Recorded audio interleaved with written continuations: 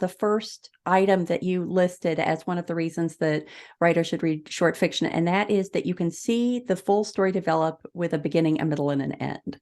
So talk a little bit about what short fiction people should be reading and how they would use that condensed presentation of story. So the reason that I encourage people to read short fiction or short form anything, whether it's short fiction, essays, or poetry, like shorter poems, is that you can see both the macro level and the micro level at the same time.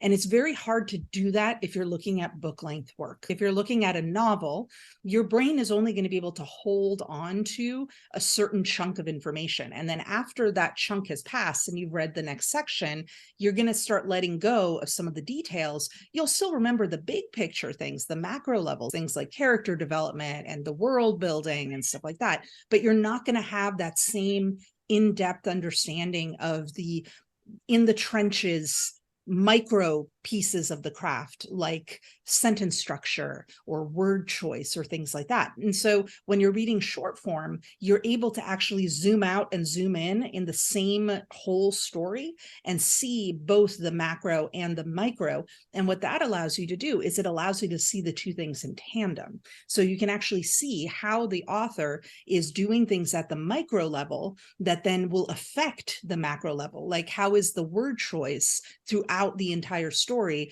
allowing the writer to develop a particular character's voice, let's say. And it's much harder to see that. You can still do it in a novel, but essentially you're faking it, because what you're doing is you're taking like a chunk of the novel, like a paragraph or two, and then you're treating that almost like a short story, and you're doing this close analysis of only a selection, as opposed to looking at the entire macro piece and seeing that voice develop, or whatever that craft element is, develop throughout the piece.